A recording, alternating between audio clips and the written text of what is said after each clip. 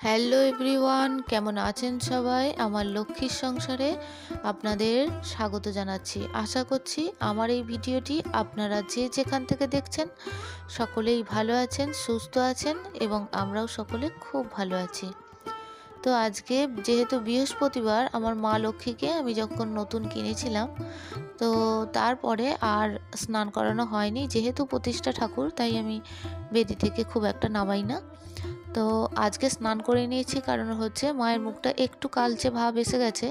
তো তাই প্রথম থেকেই যদি একটু পরিষ্কার পরিচ্ছন্ন রাখি তাহলে পুরোপুরি কালো হয়ে যায় না। তো বাড়িতে যেহেতু পাকা তেঁতুল ছিল, সেটা দিয়েই দলে দলে একটু পরিষ্কার করে দিচ্ছি। দেওয়ার পর মাকে স্নান করিয়ে নেব, শুদ্ধ গঙ্গা জল দিয়ে স্নান করিয়ে নেব।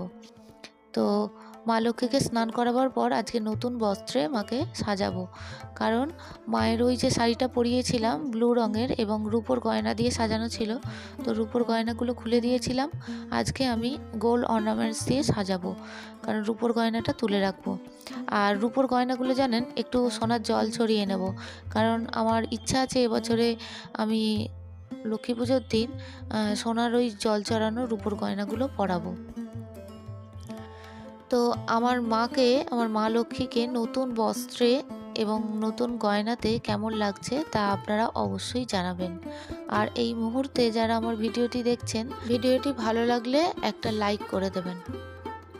আর এই ধরনের ভিডিও যদি আপনারা আরও পেতে চান, আর এই ধরনের ভিডিও আপনারা যদি পছন্দ করেন, তো তাহলে আমার চ্যানেলটি সাবস্ক্রাইব করেও রাখতে পারেন। অলরেডি যারা আমার চ্যানেলটি সাবস্ক্রাইব করছেন বা করে রাখছেন, তাদের জন্য জানাই অসংখ্য ধন্যবাদ এবং অনেক ভালোবাসা। তো যাই হোক, এরপর আমি মাকে স্নান করিয়ে নিচ্ছি।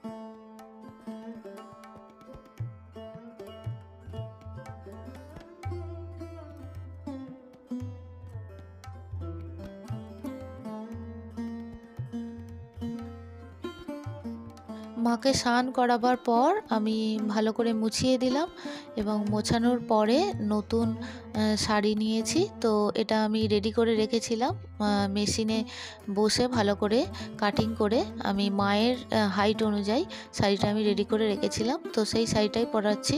তো মাকে ব্লাউজটা পরিয়ে দিয়েছি, দেওয়ার পর এই যে শাড়িটা যেভাবে পরাচ্ছি, তো আজকে শাড়ি পরানোর ভিডিওটাই আপনাদের সঙ্গে শেয়ার করছি। আর নেক্সট ভিডিওতে আমি কিভাবে বৃহস্পতিবারে পুজো দিচ্ছি সেটা আমি নেক্সট ভিডিওতে আপনাদের সঙ্গে নেক্সট দিন শেয়ার করব। কারণ এই ভিডিওর সঙ্গে যদি আমি পুজোর ভিডিও ইনক্লুড করি তাহলে ভিডিওটা অনেকটা বড় হয়ে যাবে, তাই আর এই ভিডিওর সঙ্গে আমি ইনক্লুড করছি না। তো যাই হোক, মাকে এই বস্ত্রটা পরিয়ে নিচ্ছি। আর এত সুন্দর মিষ্টি রং, আর মায়ের মুখটা দেখুন, স্নান করাবার পর এত চকচক করছে, আমার খুব ভালো লাগছে। আপনাদের কেমন লাগছে আপনারা অবশ্যই কমেন্ট সেকশানের মাধ্যমে জানাবেন। তো চলুন আমি শাড়িটা পরাতে থাকি আর আপনারাও ভিডিওটা দেখতে থাকুন।